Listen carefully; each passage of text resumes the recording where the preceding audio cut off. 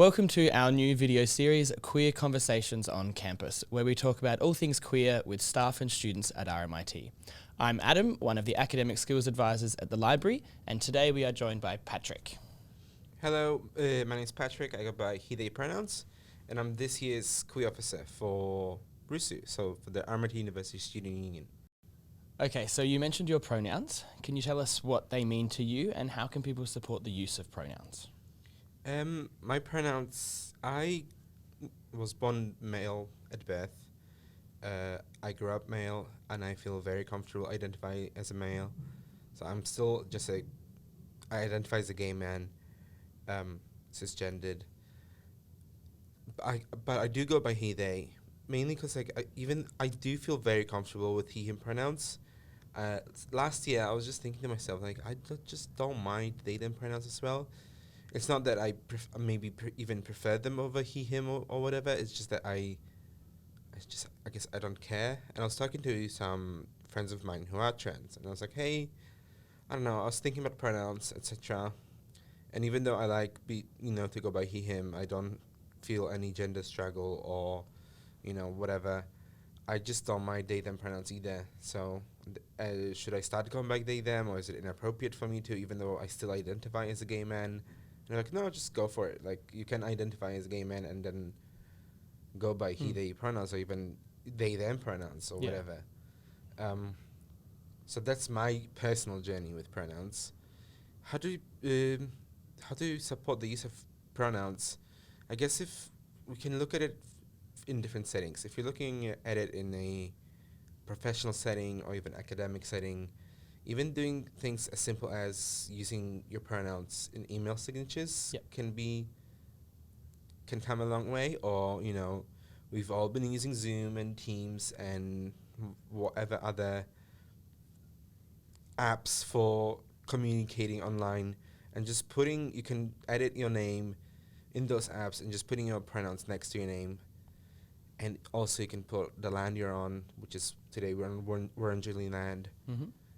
Can be really great and helpful. That's in professional settings. I guess in just everyday use, when you encounter, you can just ask people, what are your pronouns? And getting that into your daily vocabulary. When you meet new people, asking people their pronouns is great. But even just like when you find someone's pronouns or someone starts using new pronouns, just simply just respecting that and using them. Whatever they go by, she, he, they, neopronouns, just respecting it, I guess. Yeah, that's all you can do. Just be respectful. Yeah, I think a lot of the things that we go through as queer people can often be because of a lack of respect. Yeah. So I think it's important that we do use correct pronouns for people who don't identify as male or female. Or they do identify as male or female, but it's not the gender they were assigned at birth. Yeah. So you work in the RUSU Queer department. Can you tell us what it means to be queer at RMIT? I'll start off just what being queer means to me. I guess in a broad sense, I have thought about it. Being queer is just,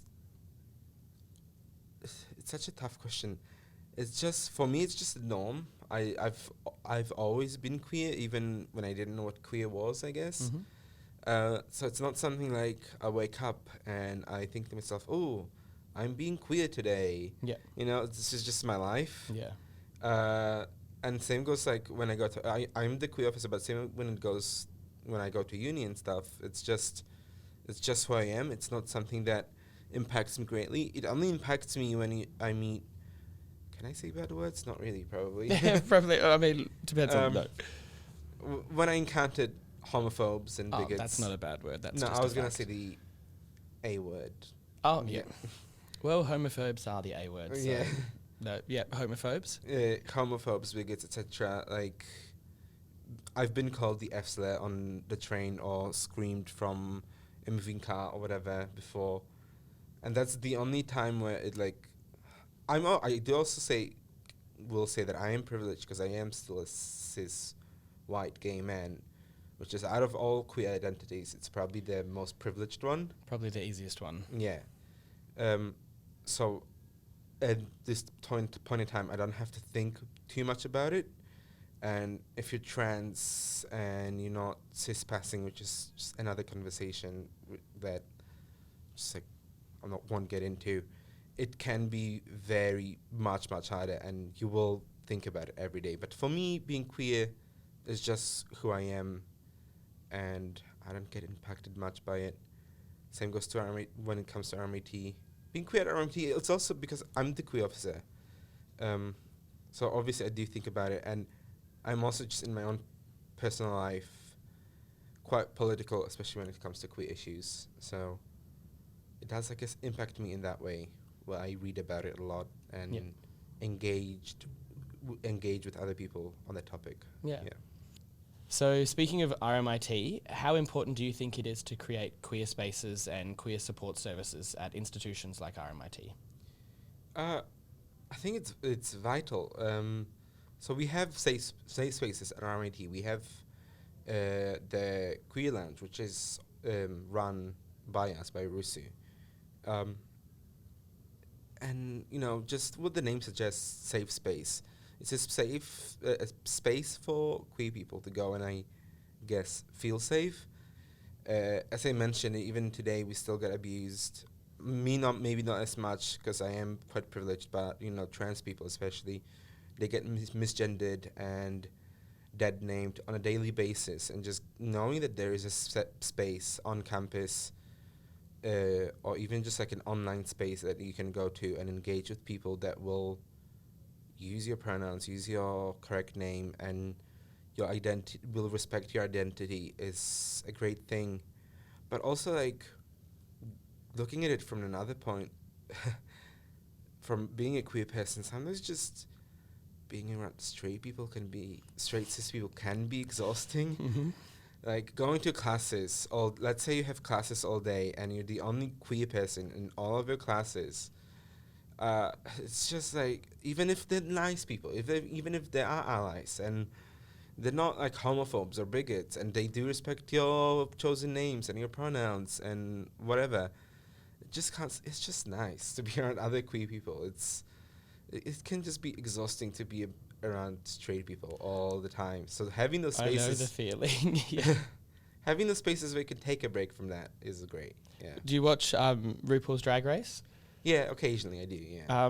What Ru says, we as queer people get to choose the family that we have, and I think, sometimes it is nice to just be around the people that we've chosen, or people that are like us, and you do just feel safe and comfortable. And if you've had a long day at uni, sometimes it is just nice to be around people like you. Yeah. And I don't think that's a bad thing. No. And can you tell us about your role as the queer officer at RUSU? Yeah, sometimes I feel like I fell into it, but I am really glad I'm in it. As I said, I'm quite political, and I care about queer issues and making queer students feel safer. What I actually do as queer officer, there's few aspects to it. There's the social aspect. So we run a bunch of queer specific events. So last year, for example, we had two relatively big queer mixes. I missed one of them because I was in ISO. Oh, no. But we also do interdepartmental events. So we had an event that was queer and women's disco party. Mm-hmm. Very nice. So we do a bunch of social events. We also maintain the queer lounges. As I said, we have queer lounges across all three campuses. So in City Campus, we've got one right here in Building 5, and then we've got one in Brunswick Campus and Bandura Campus. We maintain those campuses. So most of the campuses have, like, for example, have kitchenette in it. So we stock it with tea, coffee, Milo, milk, instant noodles, whatever you stock kitchenettes with. We also have books in the queer lounges that are our property, and that we buy the books. And then we also stock their lounges with condoms and vital services and pamphlets about PrEP and safe sex and stuff. Very nice. And then the last aspect is, I guess, campaigning for queer students. So that's the kind of more boring side of it. I still find it exciting, but that's your Zoom meetings and team meetings and emails and writing open letters, and we working together with the National Union of Students Queer Department on sort of more national campaigns. So, but by doing the campaigns and advocating for queer students, we can make sure that queer students, both at RMIT but also students across Australia, can feel safer. Yeah. I love that. It sounds like you guys are doing a lot of good work over there.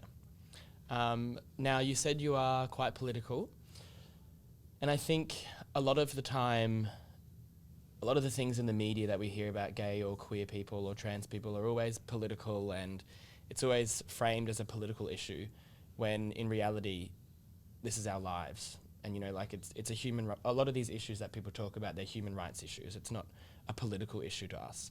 And there's a lot of talk about all the trauma and everything that queer people face. But I want to think about it more positively. To finish on a positive note, what do you think are the positives of being a queer person, or what do you love most about your life being a queer person? I think queer people just know how to have fun. We do know how to have fun.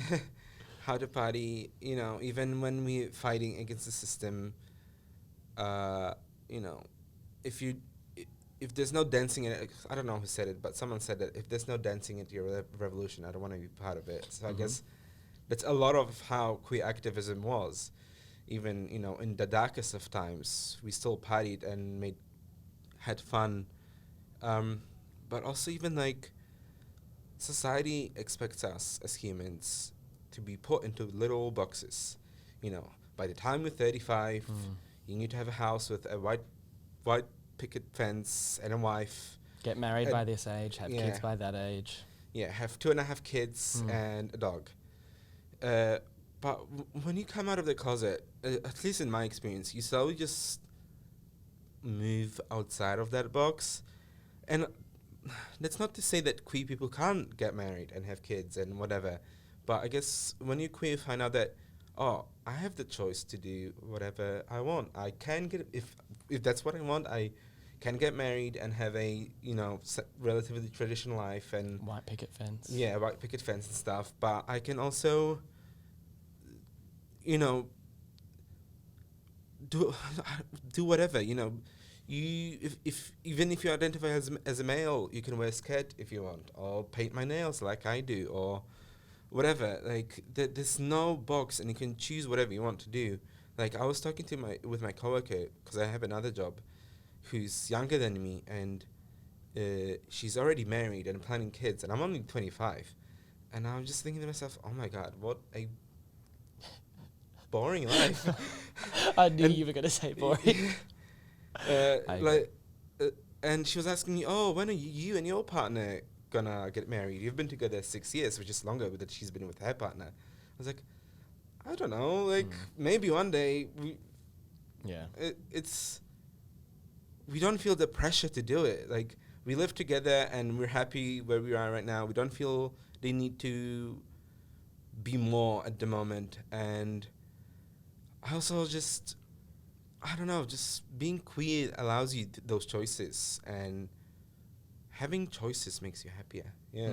I think once you break free of the closet, a lot of people I know break free from the expectations that were put on them by society.